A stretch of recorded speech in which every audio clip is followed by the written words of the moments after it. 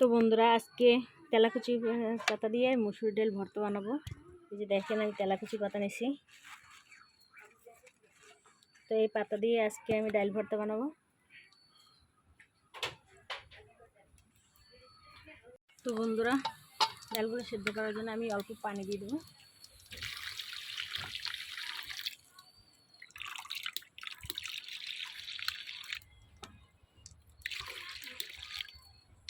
অল্প পানি দিলাম।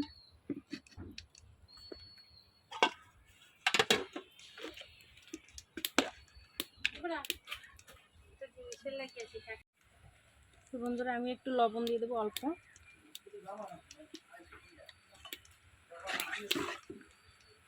এরপর ঢাকনা দিয়ে দেবো যাতে ভালোভাবে সেদ্ধ হয়।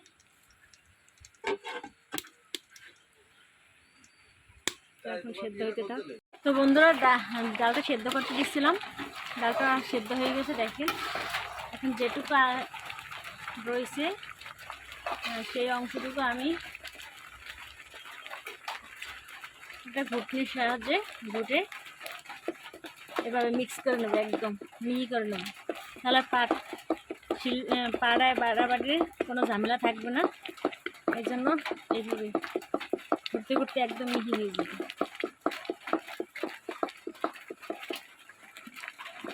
দেখেন অনেকটাই মিহি হয়ে গেছে।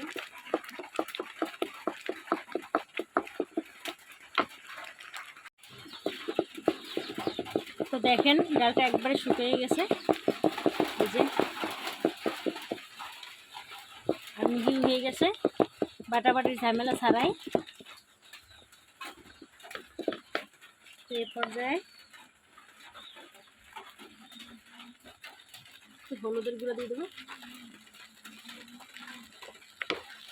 আর এইভাবে মিক্স করে দেবো।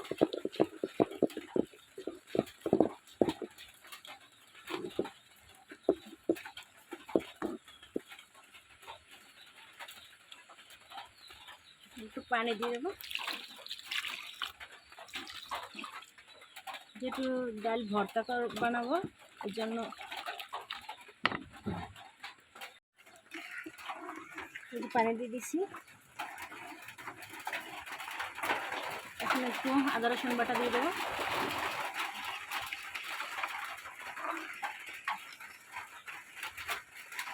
আমি লবণ কম দিয়েছিলাম, তাই আর একটু লবণ দিয়ে দেবো। তো বন্ধুরা আমি এখানে তেজপাতা আর কয়েকটা কাঁচামরিচ আর আদা রসুন বাটা দিয়ে দিছি।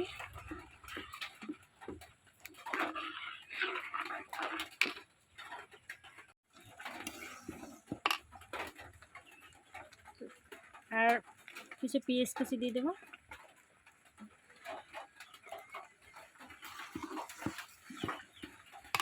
আর এখানে যে আমি তেলাকুচি পাতাগুলো কুচি করে রেখেছিলাম সেগুলো দিয়ে দেবো। দেখেন আমি এরকম করে কুচি করে রাখছি, বেশি কুচি করে নিই, যেহেতু শাক এমনিতেই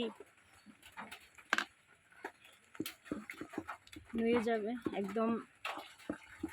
যে দেখেন এটা বোঝাই যাবে না যে যেটুকু বড় রয়েছে।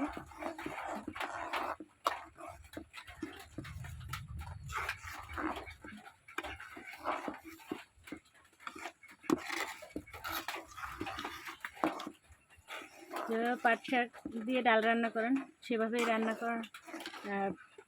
এগুলো এই শাক দিয়ে রান্না করে খেতে অনেক মজা। তো এবার কিছুক্ষণ রেখে আমি ডাল ফোড়ন দিয়ে নেব। তো বন্ধুরা আমার ফোড়নটা দিয়ে দিলাম।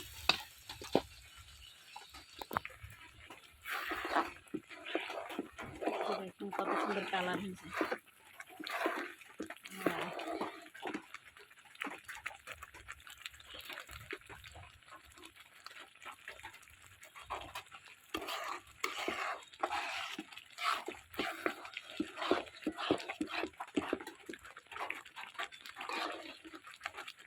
দেখেন একদম মনে হয় যেন পাট শাক দিয়ে রান্না করছি। এই শাকটা দিয়ে খেতে ভালোই লাগে। একদম শর্টকাট এবং খুব সহজ একটা রেসিপি। এইভাবে আপনারা বাড়িতে রান্না করে দেখবেন, শর্টকাটে খুব তাড়াতাড়ি হয়ে যায়। আর আমার ভিডিওটি ভালো লাগলে লাইক কমেন্ট শেয়ার করে দেবেন। ভালো থাকবেন সবাই, আল্লাহ হাফেজ।